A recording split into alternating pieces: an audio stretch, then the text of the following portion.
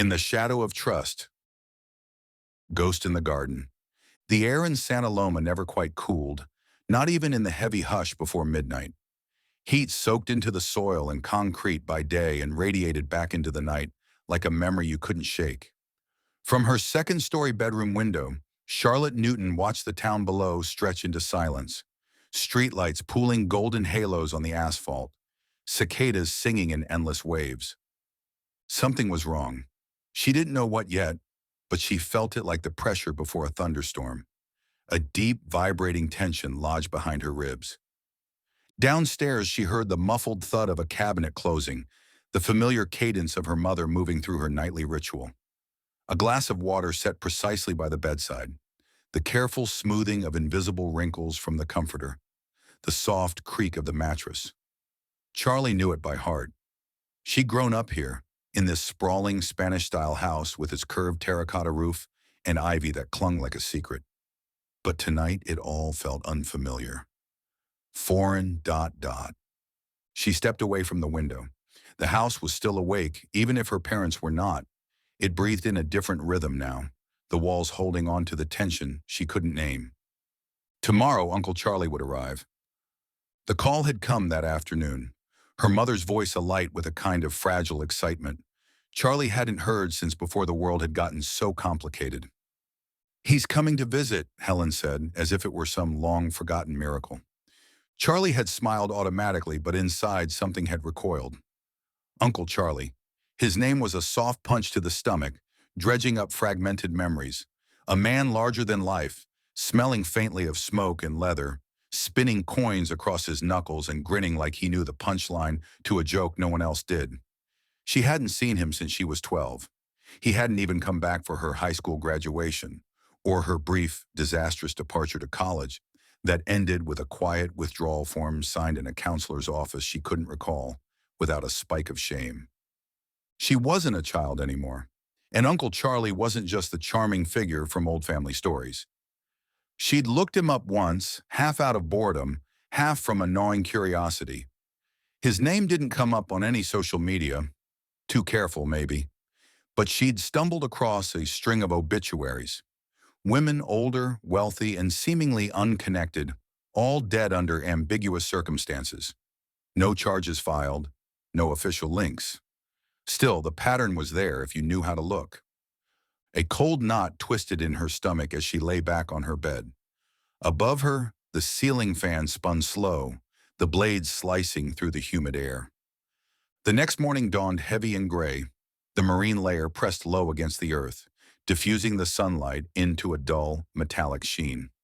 Charlie sat at the kitchen island, nursing a cup of coffee gone lukewarm, while her mother flitted around with a frenetic energy that set Charlie's nerves further on edge. "Could you run out and pick up a few things for dinner?"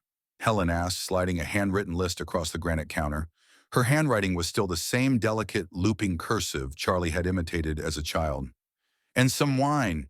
He always liked that Bordeaux from Bell's Market." Charlie forced a smile. "Sure." She took the list and her keys and fled the house. Outside, the streets of Santa Loma were a postcard, palm trees silhouetted against the sky, bougainvillea spilling over white stucco walls, tidy front lawns with the sprinklers ticking rhythmically. Perfect. Controlled. The kind of place where nothing bad was supposed to happen. Bell's Market was as she remembered. Cramped aisles, local produce piled high in haphazard displays, and the faint scent of beeswax and ripe tomatoes lingering in the air. She moved through the store mechanically, ticking items off the list. Tomatoes, basil, fresh sourdough, and the wine tucked away in the back where the air was cool and smelled faintly of cork and dust. She was reaching for a bottle of Bordeaux when she heard a voice behind her. "Good vintage if you're planning on impressing someone." Charlie turned, the bottle still in her hand. The woman was around her age, maybe a few years older, with sharp eyes and the kind of casual, practiced air of someone who could slip through crowds unnoticed if she chose. She wore jeans and a leather jacket, dark hair pulled into a messy bun. No makeup except for a swipe of dark red lipstick that looked deliberate. Charlie smiled politely. "Dinner with family." "Lucky family." The woman offered a small, unreadable smile. "You're Charlotte Newton, right?" Charlie froze. She hadn't expected to be recognized. Not here. Not in this town where anonymity should have been effortless. "I'm Grace," the woman said, her smile tightening into something more professional. "Detective Grace Caldwell." Charlie said nothing, waiting. Grace slipped her hands into the pockets of her jacket, tilting her head slightly. "You're expecting a visitor, aren't you?" Charlie blinked. "I'm sorry. Is there a problem?" Grace studied her for a long moment. "Not yet." She reached into her jacket and produced a business card, holding it out between two fingers. Charlie took it reluctantly. "If you notice anything strange," Grace said, voice low and even, "give me a call." Charlie tucked the card into her pocket without looking at it. Grace's eyes softened, just a fraction. Sometimes it's the people closest to us we have to watch the most. Charlie drove home with the wine rattling in a paper bag beside her, Grace Caldwell's card burning a hole in her pocket. She wasn't sure if she was angry or scared, but her pulse drummed a steady panic beat in her ears. When she pulled into the driveway, she saw him, Uncle Charlie, standing by the front steps, a leather duffel slung over one shoulder, sunglasses shielding his eyes. He was taller than she remembered, lean and impeccably dressed in dark jeans and a blazer that probably cost more than her car. He turned as she got out, and for a moment they just looked at each other across the manicured lawn. Then he smiled. It was the same smile from her childhood, wide, easy, full of warmth. But now something about it seemed off, stretched too tight, the warmth only surface deep. "Charlotte," he said, spreading his arms. She crossed the lawn, feeling the heat of the pavement through her sandals, the weight of the wine bag suddenly ridiculous in her hand. He pulled her into a hug, firm and lingering just a second too long. She smelled cologne and something faintly metallic underneath. "Look at you," he said as he pulled back, gripping her shoulders. "All grown up." Charlie forced herself to smile. "It's been a while." "Too long." He ruffled her hair, a gesture that might have been affectionate if it didn't make her skin crawl. Helen appeared at the doorway, beaming, and called them inside. Uncle Charlie grabbed his duffel and followed her, and Charlie trailed after, feeling like she was moving underwater. Inside, the house seemed to close in around her, the air heavier, the walls closer. Uncle Charlie's gaze flicked over the rooms with quick, assessing precision, taking everything in, cataloging. Charlie set the wine on the counter and slipped her hand into her pocket, feeling the hard edge of Grace Caldwell's business card against her fingers, like a talisman. She looked up and caught Uncle Charlie watching her. His smile deepened, and for the first time, she understood. The past wasn't something you could escape. Not really. It waited, patient and inevitable, until you came back to it. Charm and shadows. Dinner was a performance. The table was set with antique china, Helen only brought out for holidays and weddings, each place meticulously arranged, napkins folded like swans. Candles flickered in polished silver holders, casting long shadows across the tablecloth. Uncle Charlie sat at the head, smiling, sipping his Bordeaux like a man at home in every room he entered. Charlie watched him across the rim of her glass. He moved through the evening with an effortless grace, a conjurer at work. He told stories, charming, self-deprecating, just scandalous enough to delight but never offend.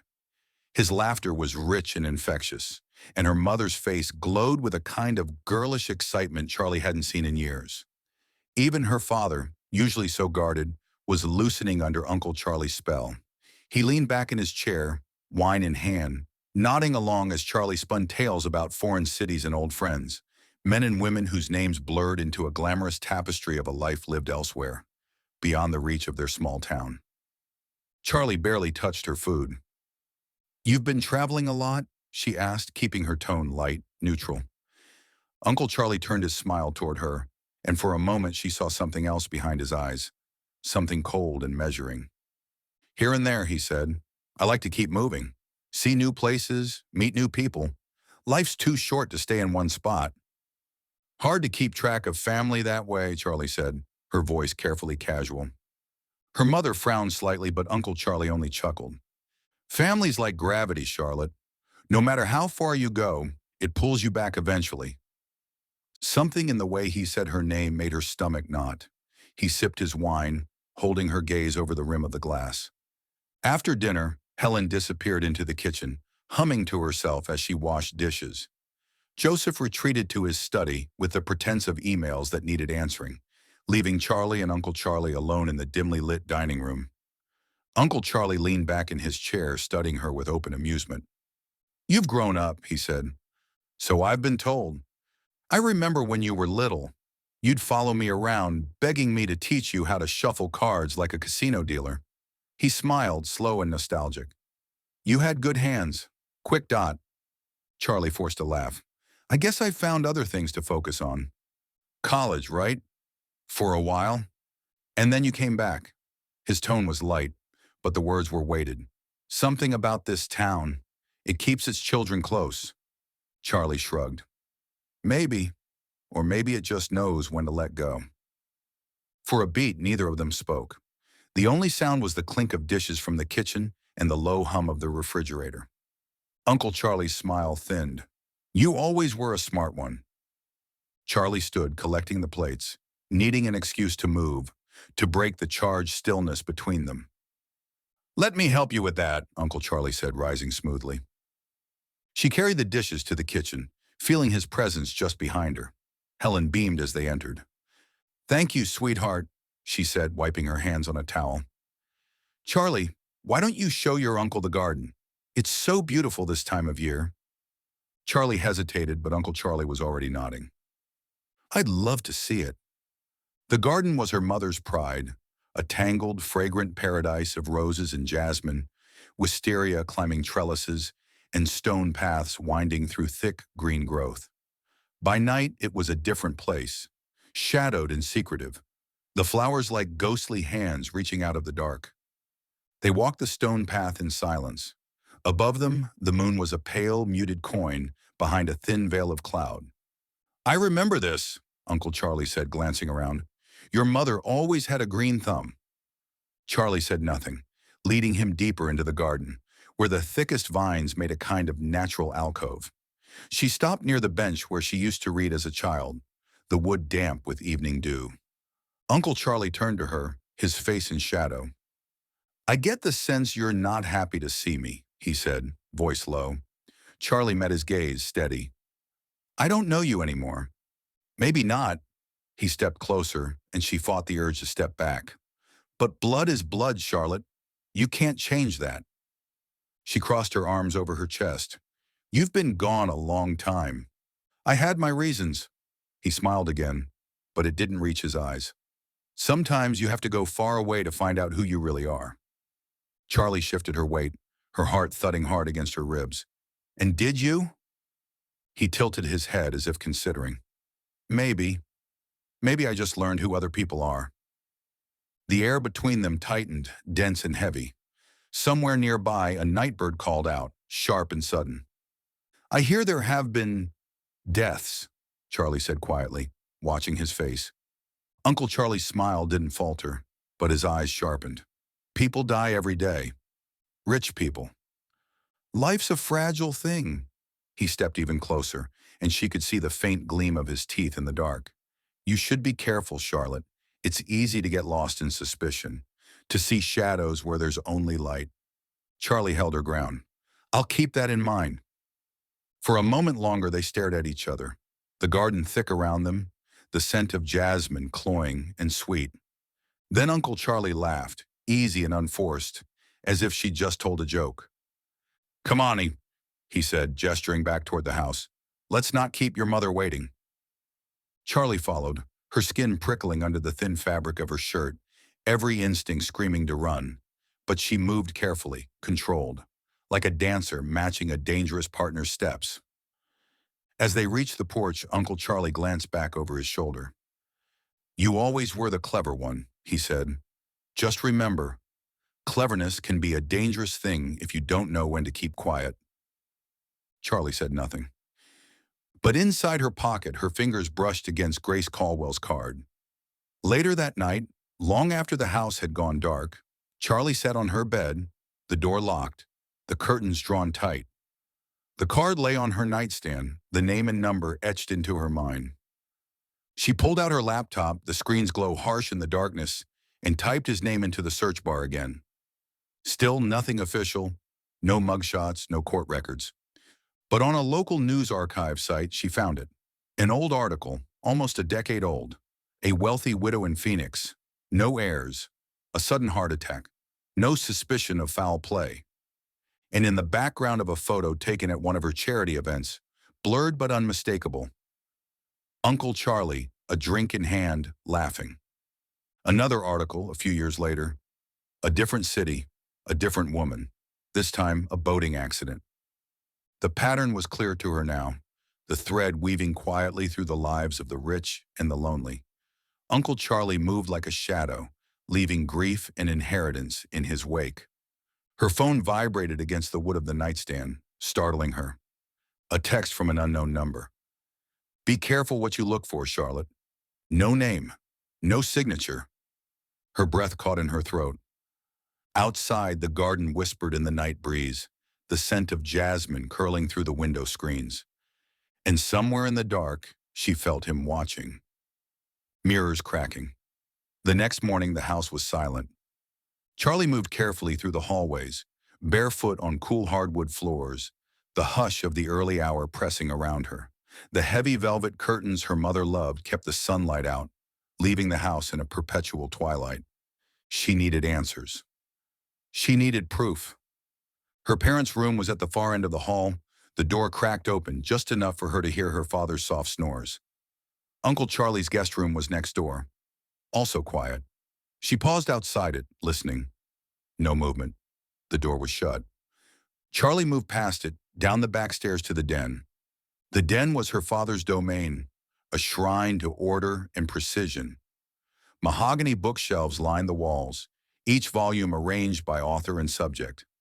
The desk was a massive antique thing, claw-footed and covered in neatly stacked papers. She knew where the key was. Joseph Newton was a creature of habit. The small tin box on the third shelf, hidden behind a copy of The Wealth of Nations, contained a jumble of spare keys. House keys, car keys, even the tiny brass one for the locked desk drawer. Her hands didn't tremble as she unlocked the drawer. Inside, the usual mess. Tax forms, insurance papers, and tucked near the back, a faded leather folder she hadn't seen before. She pulled it out and opened it. Old photographs spilled onto the desk. Charlie picked them up carefully, sifting through the past. Most were ordinary, family gatherings, vacations, smiling faces in the muted tones of film photos. But one made her stop. A photograph of her mother, much younger, standing beside Uncle Charlie. His hand rested lightly on her shoulder, and his smile was wider, sharper. Something about the way he looked at the camera, casual yet predatory, sent a chill down her spine. Beneath the photos, a thin stack of letters, folded and worn. She unfolded one and scanned the lines. The handwriting was tight and deliberate. Dear Helen, I hope you're well. I've been thinking about coming back for a while now, but the time never seemed right.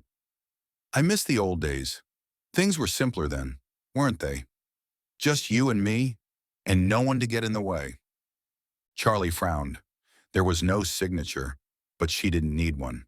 She recognized the tone. She flipped through the others. All similar, increasingly insistent, increasingly intimate. They weren't letters between siblings. They were something else. Footsteps sounded upstairs, faint but distinct. Charlie stuffed the letters in the photograph back into the folder, relocked the drawer, and slipped the key back into the tin box. She was back upstairs before the footsteps reached the ground floor. That afternoon, Charlie found herself sitting on the weathered bench in the garden, her phone pressed to her ear. It rang 3 times before Grace Caldwell answered. Caldwell? It's Charlotte Newton. A pause. I was wondering if you'd call. Charlie glanced around the garden. No movement, but she lowered her voice anyway. Can we meet somewhere? There was another pause, and when Grace spoke again, her voice was softer. There's a cafe on the corner of Main and Valencia. Back patio. No one bothers you there. I'll be there in 20 minutes. The cafe was a sleepy place, tucked between a boutique florist and a yoga studio, the kind of spot locals like to pretend was a secret. The back patio was mostly empty, shaded by tangled grapevines and filled with the soft hum of bees. Grace sat at a corner table, sunglasses on, a coffee cooling in front of her. She watched Charlie approach with the kind of sharp, assessing gaze that felt both clinical and oddly reassuring. Charlie sat, folding her hands in her lap to keep from fidgeting. Grace took off her sunglasses and leaned forward. "Talk to me." Charlie told her everything. The letters, the photographs, the patterns she'd found online. Grace listened without interrupting, her face giving away nothing. When Charlie finished, Grace sat back, exhaling slowly. "You're not wrong," Grace said. "There's a pattern, but it's not enough." Charlie's stomach tightened. "What do you mean?"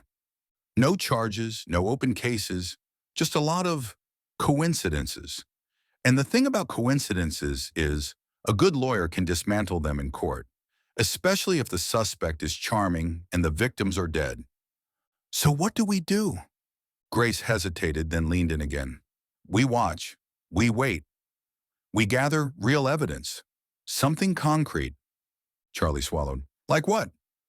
"Financials, emails, anything that ties him directly to one of the deaths." She lowered her voice further. "Or if we're lucky, something he doesn't want us to find." Charlie nodded slowly, the weight of it settling over her. Grace reached into her jacket and pulled out a small black rectangle, a burner phone, and slid it across the table. "Keep it with you. If anything happens, anything, call me." Charlie pocketed the phone without hesitation. Grace's expression softened, just a fraction. "Be careful, Charlotte. He's dangerous, and he's good at hiding it." Charlie stood. "So am I." When she returned home, the sun was beginning its slow descent, staining the sky a bruised purple. Uncle Charlie's car, a sleek black Audi, was parked in the driveway, gleaming like a beetle in the fading light. Inside, the house smelled of roasting meat and baking bread. Helen was in the kitchen, humming as she stirred a pot on the stove. "Where have you been, honey?" she asked without turning. "Just out," Charlie said. "Getting some air." "Dinner's almost ready. Why don't you wash up?" Charlie nodded and headed upstairs. As she passed Uncle Charlie's guest room, she noticed the door was ajar. She paused. Inside, the room was immaculate. The bed made, the floor clear, no clutter. But something was off. The suitcase sat open on the chair, neatly packed. On the nightstand, a small leather-bound book, a journal. Charlie's heart pounded as she stepped inside, every nerve screaming at her to turn back. She crossed the room quickly and lifted the journal. The cover was smooth, well-worn. She flipped it open. Inside, instead of words, there were names, dates, cities. She scanned the list, her fingers trembling. Phoenix, Savannah, Charleston, San Diego. Each name matched one of the women she'd found in her research. At the bottom of the list, a new name, Santa Loma. No date, no name beside it, just the town. Her hands shook. Behind her, a floorboard creaked. She turned. Uncle Charlie stood in the doorway, his smile slow and deliberate. "Looking for something?" he asked. Charlie's mouth was dry. She forced a smile. "Just curious." Uncle Charlie stepped into the room, closing the door behind him with a soft click. The sound was impossibly loud in the thick, still air. "You always were curious," he said. "It's a dangerous habit." Charlie slid the journal back onto the nightstand with careful precision. Uncle Charlie's eyes never left her. "We wouldn't want you getting hurt." Charlie smiled, even as her heart hammered against her ribs. "Of course not." They stood there, the air between them taut and electric. Then Uncle Charlie's smile widened. He stepped aside, holding the door open. "Dinner's waiting." Charlie walked past him, every muscle in her body taut, the burner phone a comforting weight in her pocket. As she reached the top of the stairs, she heard him behind her, his voice low and amused. "Sweet dreams, Charlotte." Dance of masks. Dinner that night was a theater of careful lies. Charlie sat across from Uncle Charlie at the long oak table, the scent of roasted meat and garlic thick in the air, her mother chattering brightly about garden parties and church luncheons. Joseph Newton contributed the occasional grunt or nod, his mind already half distracted by spreadsheets and quarterly reports waiting upstairs. Uncle Charlie, however, was fully present. He carved the roast with surgical precision, each motion deliberate, methodical, the blade gleaming under the warm overhead lights. When he served Charlie, his fingers brushed hers, an innocent gesture, almost familial, but she flinched before she could stop herself. His smile deepened. "So," Helen said, filling the silence, "Charlie tells us you've been traveling so much these past years. Any places stand out?" Uncle Charlie leaned back in his chair, wine glass balanced between his fingers. "Oh, all of them have their charms," he said smoothly. "But the ones that stick with you, well, those are the ones with the right kind of people, generous people." Charlie watched him closely, the easy way he moved, the casual charm of his voice. He was a predator dressed in borrowed manners, slipping into her family's life without a ripple. "That's the thing about generosity," he continued, smiling toward Helen. "It's a window into the soul. Some people give because they have so much they don't know what to do with it. Others, they give because they're afraid of what it says about them if they don't." Helen laughed lightly, dabbing the corners of her mouth with a cloth napkin. "You always were so philosophical." Uncle Charlie inclined his head in modest acknowledgement. "I've had time to think." Joseph cleared his throat. "How long are you planning to stay, Charlie?"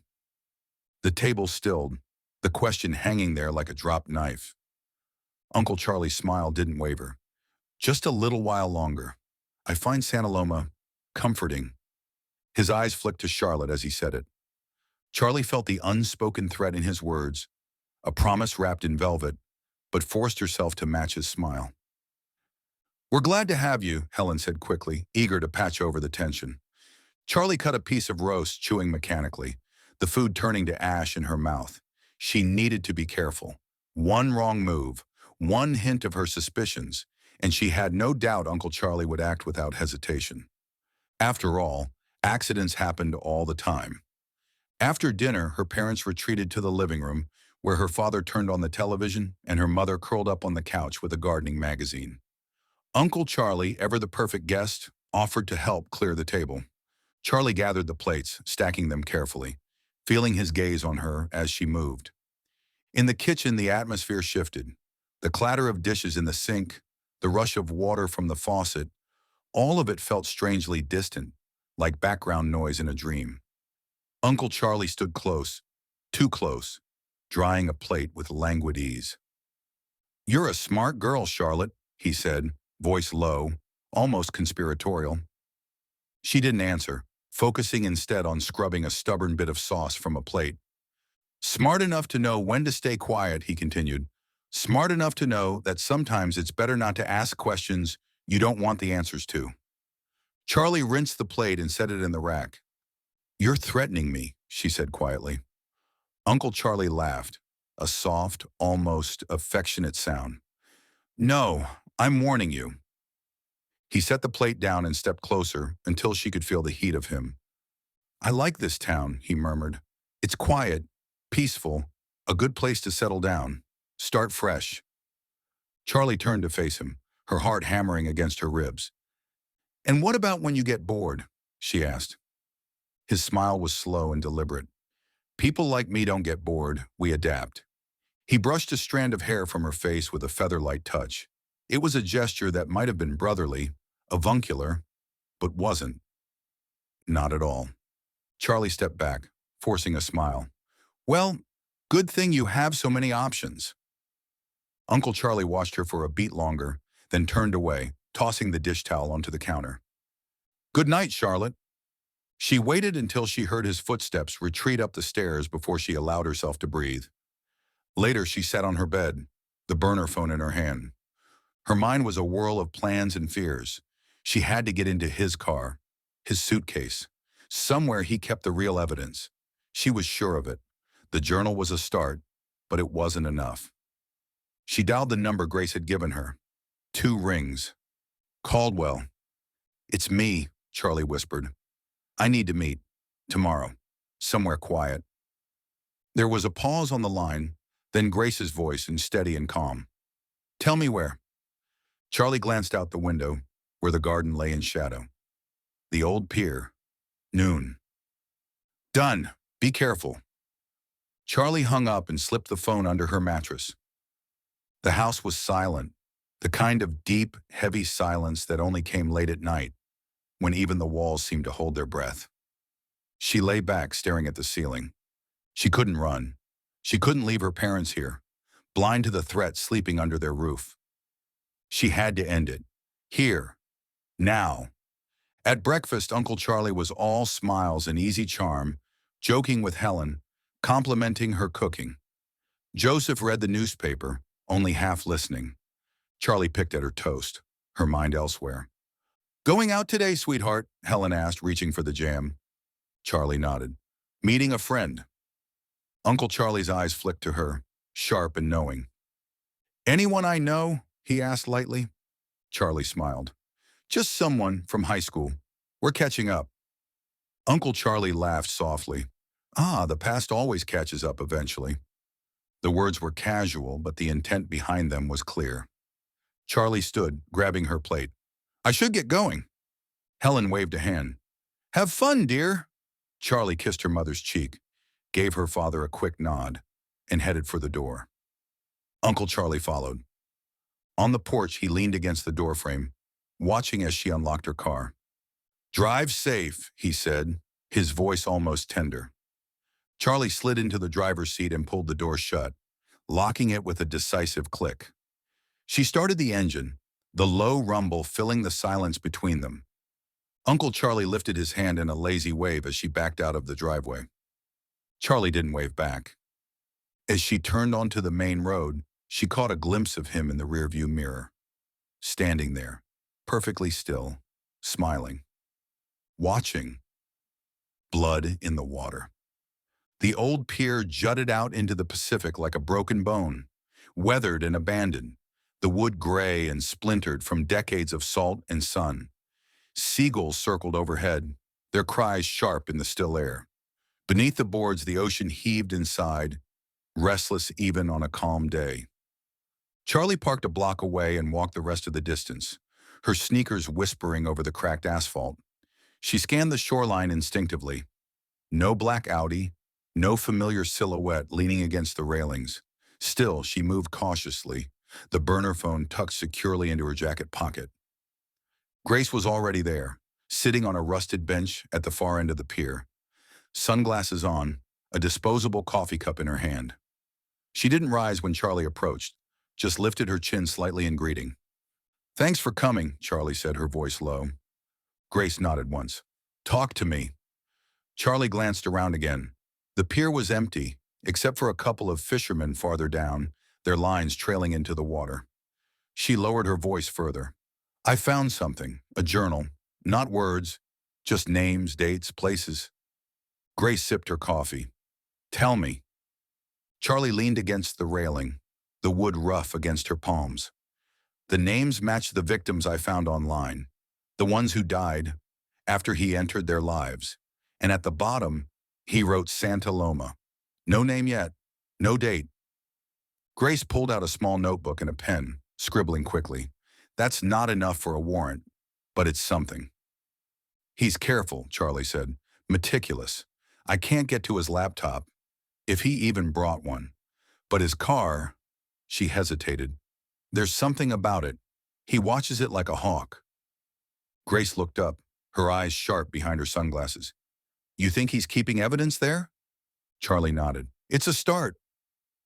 Grace leaned back, considering. We can't break into it, not without cause. If we get caught, it's over. He'll know we're onto him, and he'll vanish. Charlie's hands tightened on the railing. Then what? Grace tapped her pen against the notebook, thinking. You distract him. Keep him comfortable. Make him think you've let it go. Meanwhile, I'll work on getting eyes on him. Follow the money. If he's sloppy, we'll catch it. Charlie shook her head. He's not sloppy. Grace smiled thinly. Everyone slips, even predators. The wind picked up, tangling Charlie's hair around her face. She brushed it back and stared out at the ocean, endless and indifferent. What if he doesn't? She asked quietly. Grace was silent for a moment. Then, then you need to be careful, and you need to be smart. Charlie turned to face her fully. What aren't you telling me? Grace hesitated, then reached into her jacket. She pulled out a folded sheet of paper and handed it over. Charlie unfolded it. A photocopy of a missing persons report, dated nearly 20 years ago. A woman named Evelyn Shaw, last seen in Santa Loma. Listed under known associates, Charles Spencer. Charlie's breath caught. She was your neighbor, Grace said. Lived 3 streets over from your family. Disappeared without a trace. No body. No suspects. Grace's mouth twisted. But he left town not long after. Charlie stared at the page, the black and white photo of Evelyn's smiling face. She was my babysitter, Charlie whispered. She barely remembered her. A flash of blonde hair, the smell of cinnamon gum. But now that face was rooted in her mind, impossibly young and gone forever. Grace's voice was softer now. He's done this before. Maybe not exactly the same way, but close enough. If he thinks you're a threat. Charlie folded the paper and shoved it deep into her jacket pocket. He won't see it coming. Grace's lips pressed into a thin line, but she said nothing. Back home, the air felt different, thicker. Charlie pulled into the driveway and sat for a moment, gathering herself. The house loomed in the afternoon light, the stucco walls and red tile roof too bright, too perfect against the washed-out sky. Uncle Charlie's car was there, glinting like a predator's eye in the sun. She stepped out of her car, locking it behind her, and headed for the front door. As she reached for the handle, the door swung open. Uncle Charlie stood there, smiling. "You've been busy," he said. Charlie forced herself to smile back. "Just catching up with old friends."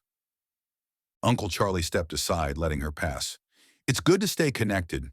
You never know when you'll need someone to vouch for you." Charlie kicked off her shoes by the door. "Not planning on going anywhere." "Good." His voice was smooth as ever, but there was an edge to it now, a hardness just beneath the surface. They moved through the house in silence. Helen was out. A note on the fridge said she'd gone to the market. Joseph's car was gone too, probably buried under paperwork at his office downtown. Charlie and Uncle Charlie were alone. Charlie sat in the living room with a book she wasn't reading, her eyes flicking occasionally toward the front windows. Uncle Charlie entered without a sound, a glass of bourbon in his hand. He sat across from her, sprawling comfortably on the armchair, his gaze unreadable. "You seem tense," he said.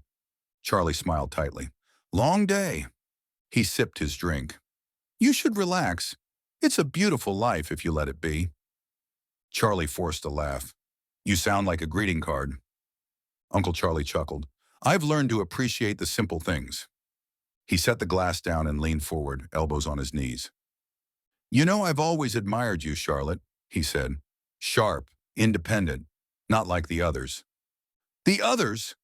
He waved a hand. "The people in this town. Small lives, small dreams." Charlie set her book down carefully. "And you?" "I think big." Charlie met his gaze, steady. "Bigger than Santa Loma?" Uncle Charlie smiled. "Sometimes you have to start small." They sat there, the tension thickening between them, the air heavy with things unsaid. Finally, Uncle Charlie stood, smoothing his jacket. "I'm going out for a drive," he said. "Clear my head." Charlie nodded, her heart pounding. He moved to the door, pausing with his hand on the knob. "Don't stay up too late," he said over his shoulder. The door closed softly behind him.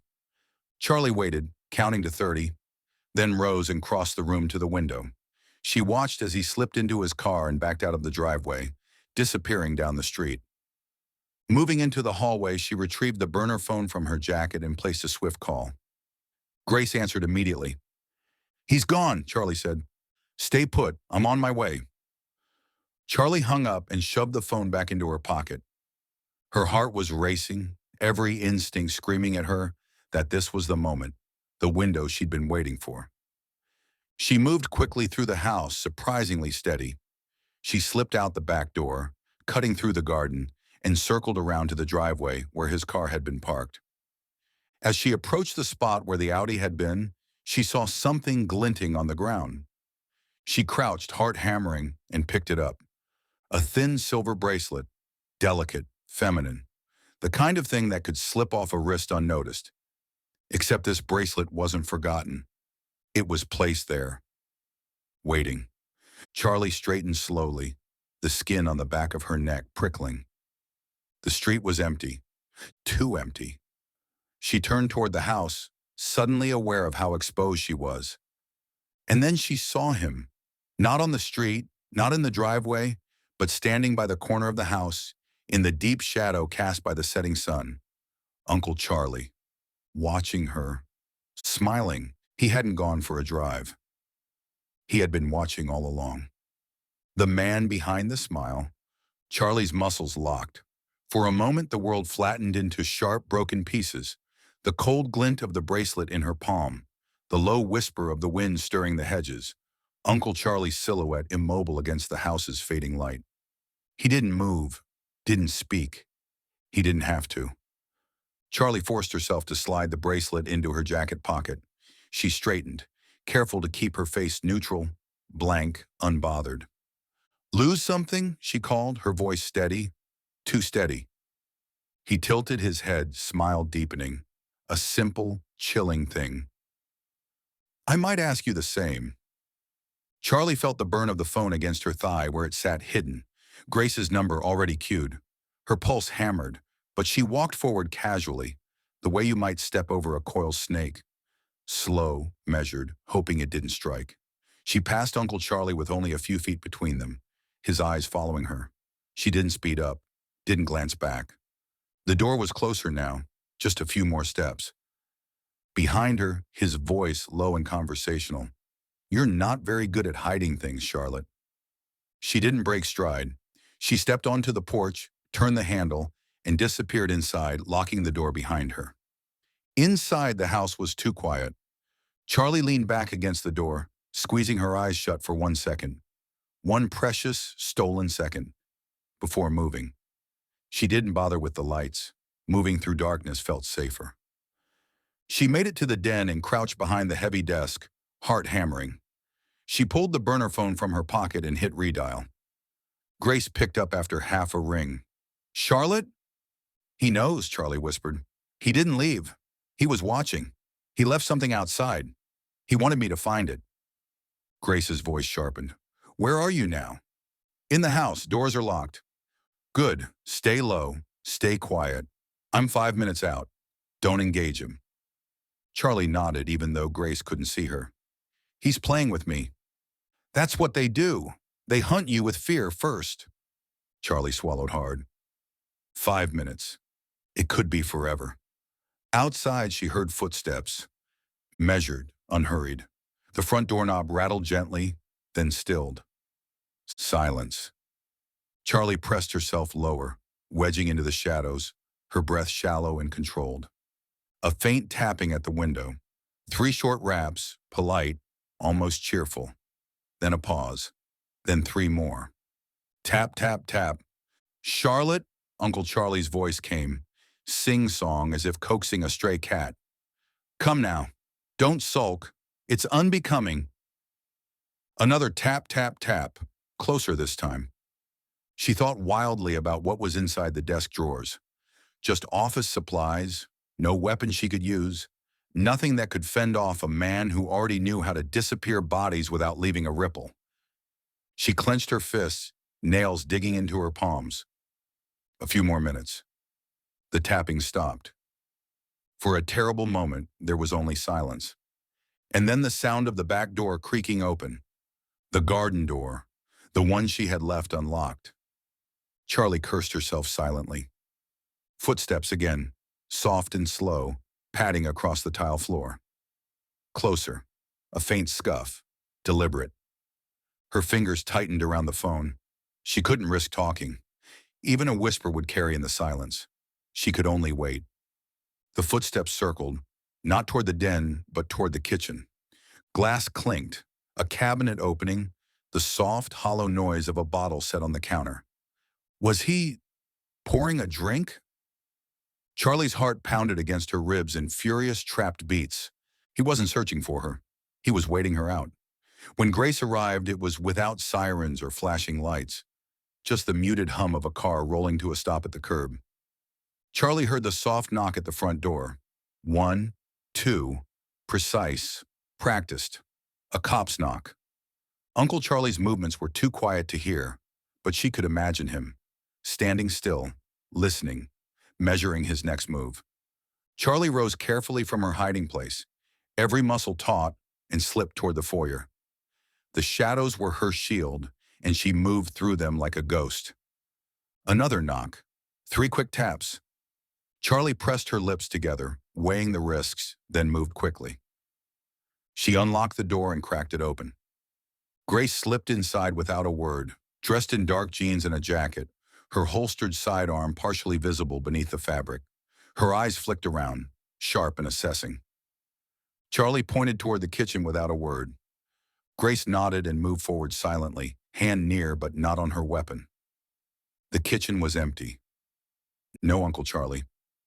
The back door stood ajar, a bottle of bourbon and 2 glasses on the counter, one empty, the other waiting. Charlie's breath fogged in the chill air. Grace gestured for her to stay put and move further into the house, checking the rooms one by one, clearing them with practiced efficiency.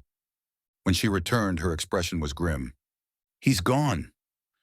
Charlie sagged against the wall, every ounce of adrenaline crashing down at once.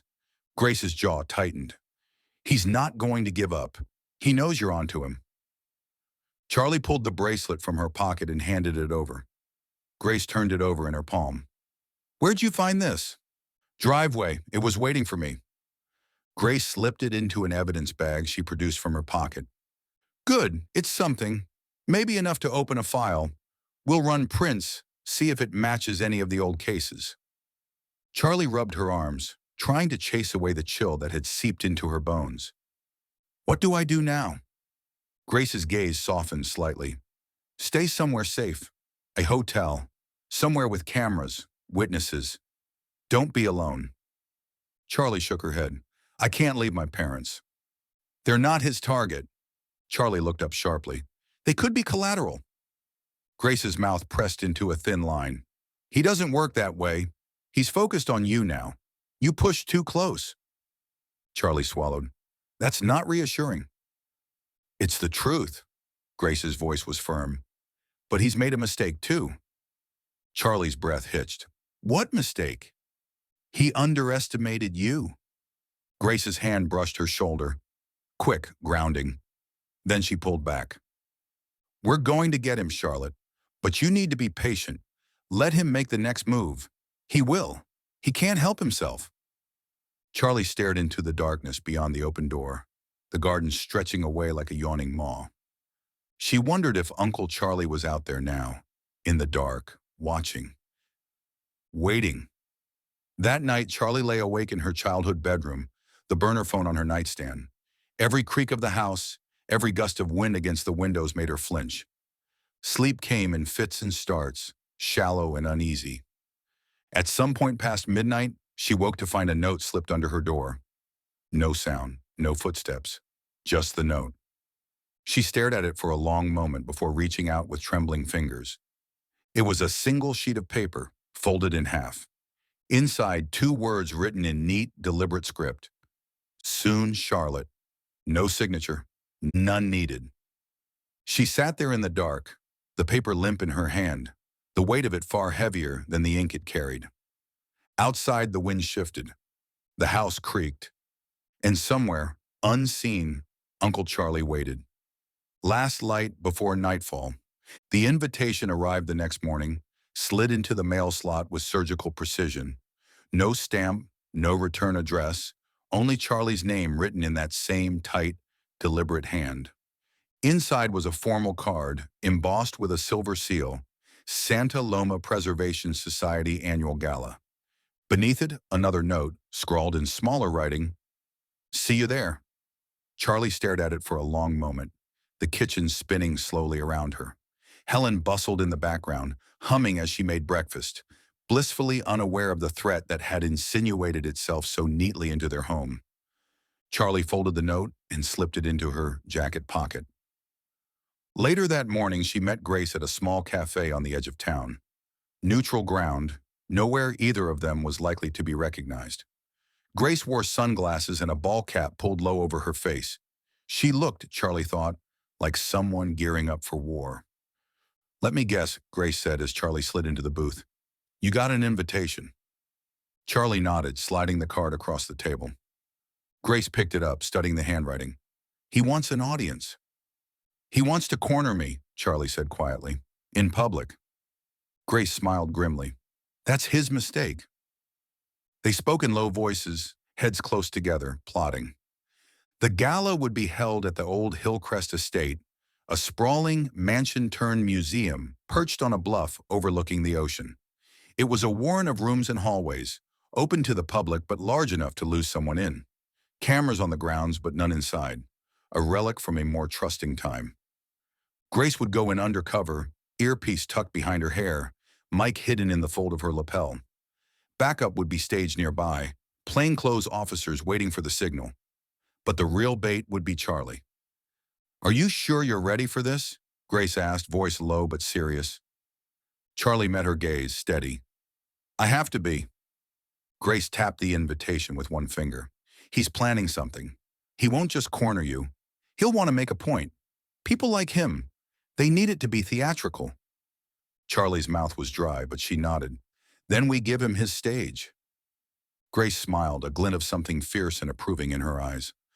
The Hillcrest estate loomed against the twilight sky, its whitewashed walls and red tile roof glowing faintly in the last light of day. Beyond it, the ocean stretched out to infinity, dark and endless. Charlie stepped from her car and smoothed the front of her dress. Simple, black, understated. She wore no jewelry, no clutch, nothing that could be used against her. The burner phone was tucked into the lining of her jacket, a slim, reassuring weight. Guests moved toward the entrance in small clusters, laughter and conversation rising into the warm evening air. The Preservation Society was one of Santa Loma's crown jewels, a collection of old money and older grudges dressed up in charity work. Charlie spotted Grace near the entrance, disguised as one of the event staff in a crisp black suit, hair pulled back in a severe bun. Their eyes met briefly, and Grace gave a small nod. Barely perceptible, but enough. Charlie took a breath and walked inside. The interior of the estate was opulent in the way only old money could manage. Chandeliers dripping crystal, velvet drapes framing tall, arched windows, parquet floors polished to a mirror shine.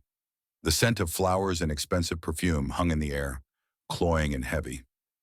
Charlie moved through the crowd, smiling, nodding, exchanging pleasantries she didn't hear. She spotted him near the grand staircase. Uncle Charlie. He wore a dark suit, perfectly tailored, his hair neatly combed, his smile easy and welcoming. He looked to anyone else like a successful man enjoying a pleasant evening. But Charlie saw the truth. He watched her approach with the lazy satisfaction of a spider feeling the first tremor on its web. "Charlotte," he said warmly, "you look stunning." Charlie smiled. "You clean up well yourself." He laughed, a low, rich sound that turned a few heads. "May I have this dance?" He held out his hand. Charlie hesitated, just for a heartbeat, then placed her hand in his. He led her onto the dance floor where couples swayed slowly to a live string quartet. The music was soft, haunting, perfect for a masquerade. They moved together, Uncle Charlie's hand firm on her back, his other hand enveloping hers. "I'm glad you came," he said. "Was there ever a choice?" "There's always a choice." His smile deepened. "But you made the right one?" Charlie kept her face neutral. She could feel Grace's eyes on her, knew that somewhere in the crowd, backup was waiting. Uncle Charlie's grip tightened, almost imperceptibly. "You're brave," he murmured. "I admire that." Charlie smiled thinly. "I'm not afraid of you." "You should be." The words were soft, private, meant for her alone. "Why the gala?" she asked, keeping her voice light. "Why all this?" Because it's fitting, he said. A celebration, an ending, and no one will even notice. His eyes gleamed with amusement. You'll be just another girl who had too much to drink, wandered off. It's a big house, easy to get lost. Charlie's stomach twisted, but she didn't falter. You're wrong. He smiled, patient and condescending. Am I? The music swelled. Charlie leaned in slightly as if adjusting her posture and whispered, You're already finished. His smile faltered, just a flicker, but it was enough. Charlie caught the movement at the corner of her eye. Grace cutting through the crowd with purpose, hand brushing her jacket, signaling the others. Uncle Charlie's fingers dug into her side, a silent warning. Don't, he murmured. Charlie smiled sweetly. Too late. Grace reached them, hand extended, badge flashing. Charles Spencer, she said, voice sharp and authoritative. Santa Loma PD. I need you to come with me. Around them, the music faltered. Conversations stopped mid-sentence. Faces turned. Uncle Charlie's smile returned. Calm, confident, utterly unbothered. I think you must be mistaken, officer, he said smoothly. I'm just here enjoying the evening. Grace didn't blink. You're under investigation. Please don't make a scene. For a moment, Charlie thought he might run, might bolt for the nearest exit. Instead, Uncle Charlie sighed as if mildly inconvenienced and released Charlie's hand.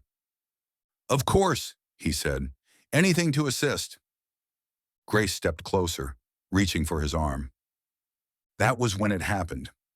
Uncle Charlie moved with a speed and precision that stole the breath from Charlie's lungs, twisting Grace's wrist, spinning her off balance. The earpiece popped free from her ear as she stumbled back.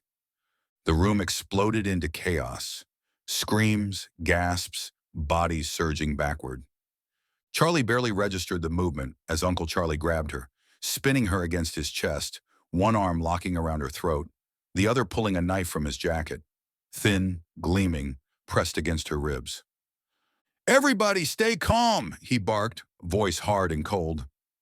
Grace recovered, gun out, aimed steadily. Other officers were appearing now, moving through the crowd, weapons drawn, shouts filling the air. Let her go, Grace ordered, her voice low and deadly. Uncle Charlie laughed, the sound a knife of its own. You don't have a shot, and we both know it. Charlie felt the blade bite lightly into her skin. A warning, not yet a wound. You don't want to do this, Grace said. Uncle Charlie's mouth brushed Charlie's ear. You underestimated me too. Charlie's mind raced. She couldn't fight him. Not directly, but there was something she could do. Slowly, deliberately, she relaxed in his grip. Let her body sag. Uncle Charlie's hold loosened instinctively, adjusting for the sudden shift. Charlie moved. Not away, but into him, throwing her weight sideways, unbalancing him just enough.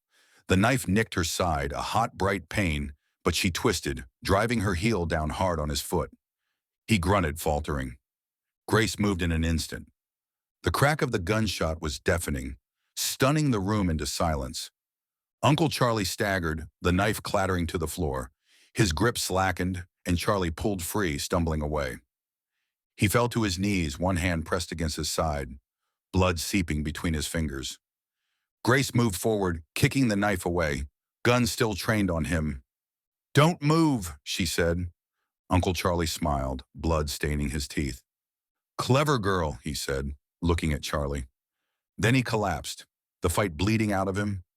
Paramedics arrived, pushing through the stunned crowd. Officers swarmed, securing the scene. Charlie stood off to the side, arms wrapped around herself, the adrenaline crashing hard and fast. Grace approached, her expression grim but relieved. You okay? She asked. Charlie nodded. I think so. Grace's gaze softened. You did good. Charlie looked past her to where Uncle Charlie was being loaded onto a stretcher, handcuffed, his face pale but still smiling. She shivered. Later, after the ambulance and the flashing lights were gone, after the estate had emptied out and silence reclaimed the night, Charlie stood at the edge of the bluff, staring out at the ocean. Grace joined her, hands in her pockets. "He'll live," she said. Charlie nodded, not looking away from the dark water. "For now, we've got enough to put him away," Grace continued. "Financials, the bracelet, the journal you found.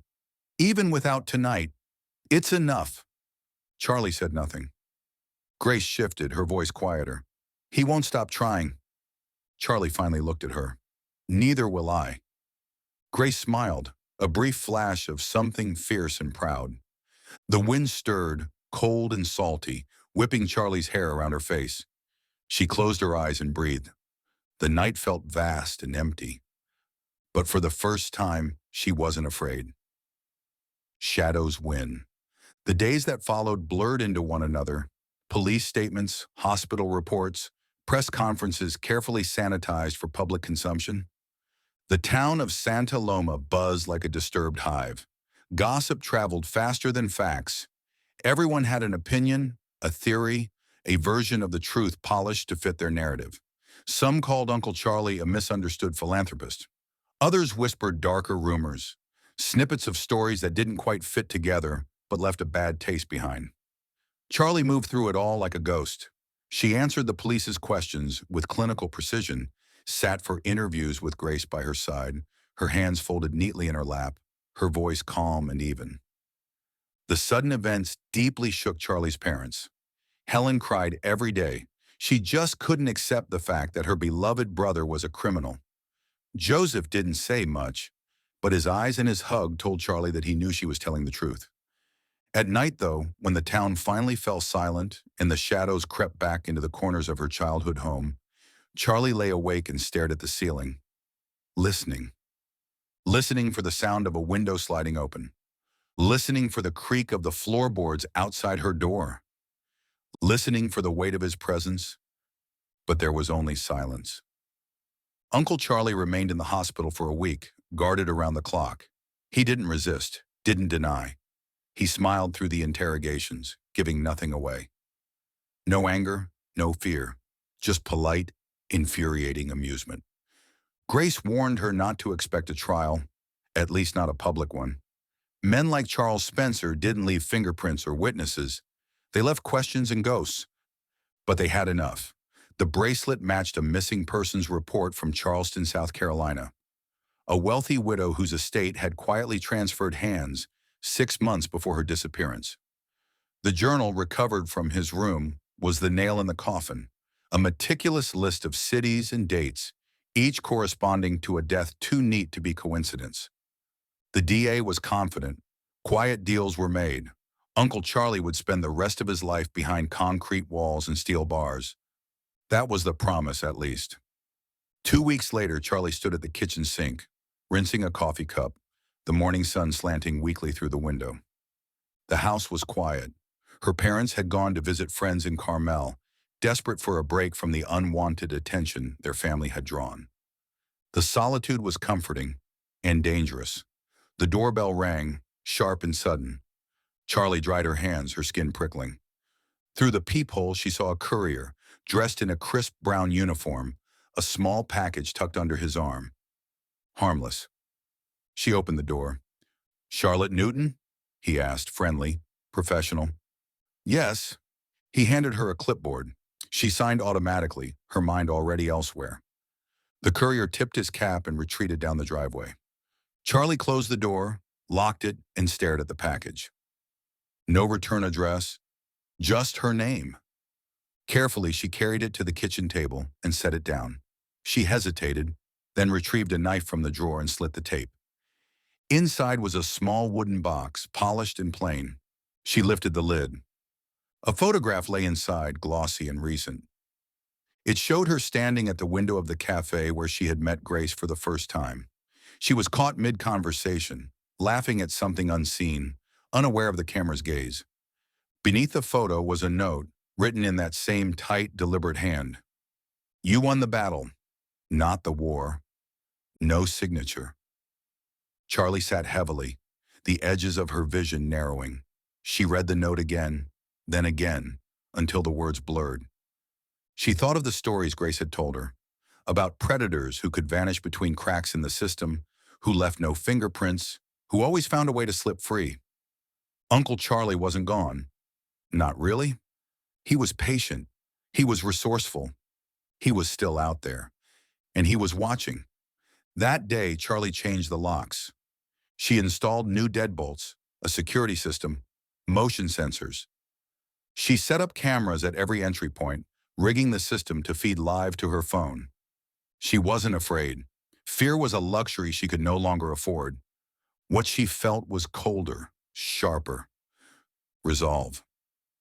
Weeks turned to months. Santa Loma, ever resilient, moved on. The Newton house remained quiet, ordinary. But Charlie didn't forget. She still found signs, small ones, that he was near. A dead rose left on the windshield of her car. A shadow moving just out of view in the corner of her security footage, too quick and too indistinct to capture. A call in the middle of the night that rang once and then stopped. The number untraceable. No words, no demands. Just a reminder. One evening, as the sun sank behind the ocean and the sky bled purple and gold, Charlie sat on the back porch, a cup of coffee cooling in her hands. She watched the garden sway in the breeze, the roses nodding their heavy heads. The place where she had once read books and dreamt childish dreams now felt different. Not ruined, just changed. Some scars never faded, but some became armor. Charlie set down her cup and rose, moving to the edge of the porch. She scanned the shadows. She knew he was out there, somewhere, waiting. But she wasn't the same girl he had once tried to charm, to manipulate. She was something else now, something harder, something he had made. She smiled into the twilight. Let him come. She was ready. Thank you for joining us for this episode of Storytime with Papa Owl. If you enjoyed the story, please like and subscribe.